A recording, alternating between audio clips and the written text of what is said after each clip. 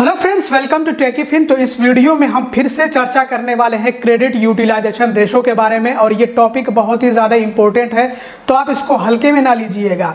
इस वीडियो को प्लीज़ पूरा देखिएगा, और पूरा नहीं देख पा रहे हैं तो कम से कम 80% तो देखिएगा ही। अब आइए सीधा वीडियो के टॉपिक की तरफ बढ़ते हैं। जैसा कि आप लोग जानते हैं कि क्रेडिट यूटिलाइजेशन रेशो का सीधा संबंध हमारे सिबिल स्कोर से होता है, यानी कि हमारे क्रेडिट स्कोर से होता है।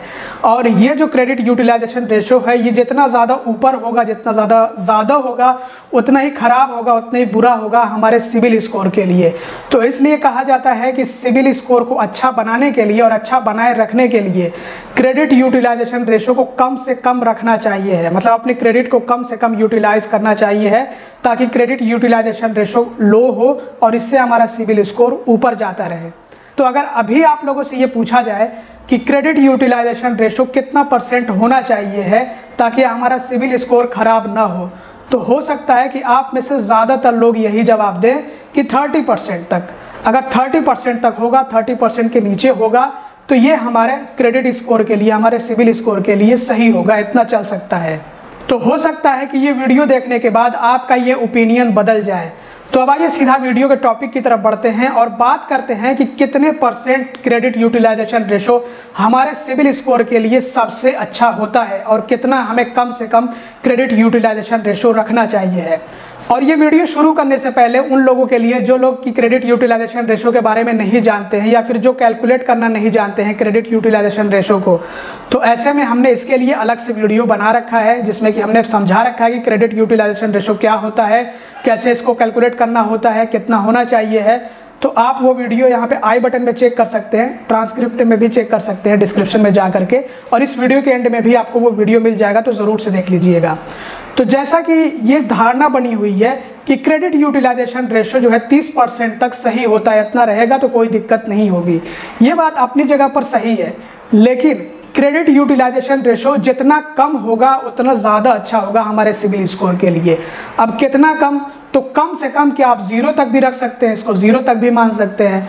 मतलब कि अगर जो है आप अपना क्रेडिट कार्ड बिल्कुल इस्तेमाल ही ना करें, मान लीजिए आपके पास कई सारे क्रेडिट कार्ड्स पड़े हुए हैं, आपके पास ढेरों क्रेडिट्स हैं, मतलब लाखों में क्रेडिट लिमिट है सारे क्रेडिट कार्ड्स की मिला करके, और जो है आप बिल्कुल इस्तेमाल नहीं करते हैं, तो किसी महीने जब आप बिल्कुल इस्तेमाल नहीं करते हैं तो आपका क्रेडिट यूटिलाइजेशन रेशो उस महीने में 0 रहता है।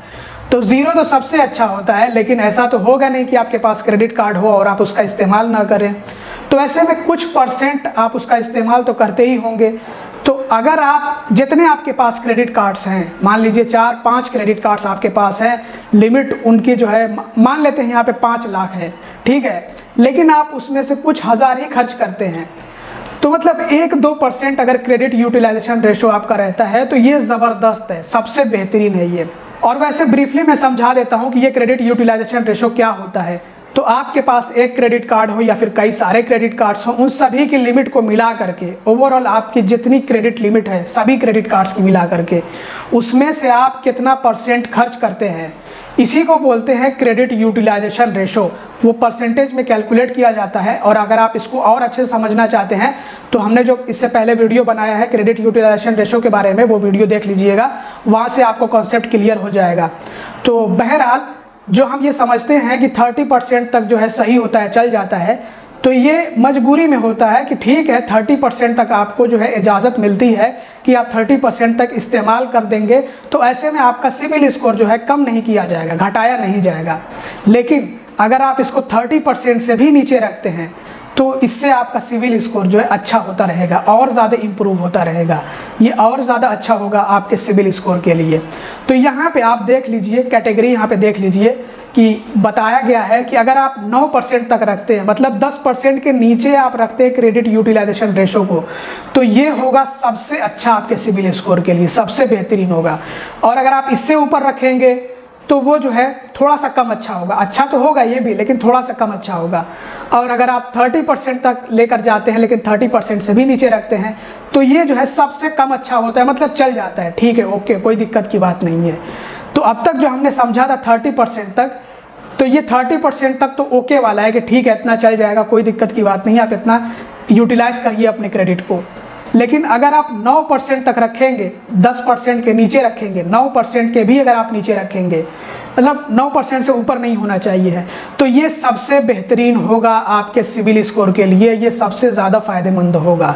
अब अगर आप यहाँ पे ये सोचेंगे कि ये कैसे पॉसिबल होगा कि 9% ही हम जो है सिर्फ टोटल क्रेडिट अपना खर्च करें, यूटिलाइज करें, तो देखिए जिनके पास ज़्यादा क्रेडिट कार्ड्स होते हैं तो उनको ये फ़ायदा होता है कि ज़्यादा क्रेडिट कार्ड्स हैं, कई सारे क्रेडिट कार्ड्स हैं और उनकी लिमिट जो है अलग अलग मिला करके लाखों में चली जाती है, तो कुछ ही हज़ार रुपये महीने में सिर्फ खर्च होते हैं।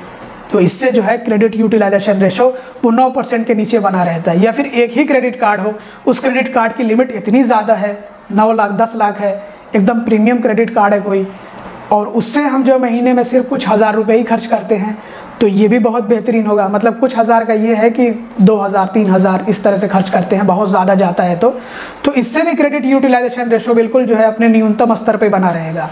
और इससे फ़ायदा होगा हमारे सिविल स्कोर को कि हमारा सिविल स्कोर अच्छा होता रहेगा और तेज़ी से इम्प्रूव होगा, तेज़ी से बढ़ेगा। तो आई होप कि अब आपको समझ आ गया होगा कि क्रेडिट यूटिलाइजेशन रेशो का चक्कर क्या होता है, इसका सिस्टम क्या होता है। तो इसको आप जितना कम रखेंगे, ये नहीं है कि आपको 30% से ही सिर्फ कम रखना है, बल्कि इसको आप जितना कम रखेंगे, जितना आप कोशिश करेंगे कि इसको कम रखें, उतना आपके लिए अच्छा होगा, उतना आपके सिविल स्कोर के लिए अच्छा होगा। और इससे क्या फ़ायदा होता है, सबसे बड़ा फ़ायदा आपको मैं बता दूं कि जब आप दूसरे बैंक का क्रेडिट कार्ड अप्लाई करते हैं तो वो बैंक ये भी देखते हैं कि आप कितना % अपना क्रेडिट यूटिलाइज कर रहे हैं।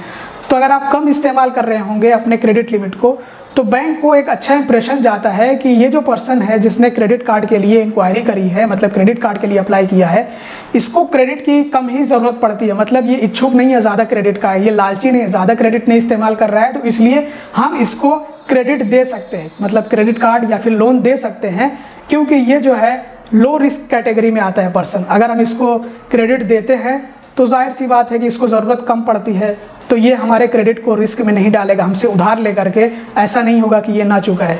तो इसलिए बैंक जो है ऐसे पर्सन को क्रेडिट कार्ड या फिर लोन देने से भी हिचकिचाते कम हैं और दे देते हैं लोन या फिर क्रेडिट कार्ड, तो ये फ़ायदा होता है।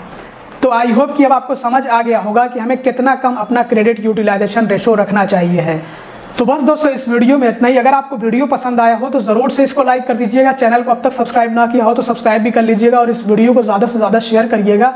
और अगर आपको क्रेडिट कार्ड अप्लाई करना हो किसी बैंक का तो हमने आपको डिस्क्रिप्शन में लिंक्स प्रोवाइड कर रखे हैं, चेक कर लीजिएगा और आप चाहें तो अप्लाई कर सकते हैं हमारे लिंक के ज़रिए से। इससे आपका फ़ायदा ये होगा कि हम आपकी पूरी मदद करेंगे क्रेडिट कार्ड अप्लाई करवाने में, और जब आपको क्रेडिट कार्ड मिल जाएगा तो हम आपको अपनी तरफ से गिफ्ट भी देंगे। बाकी इस वीडियो में इतना ही। Thanks for watching, bye bye.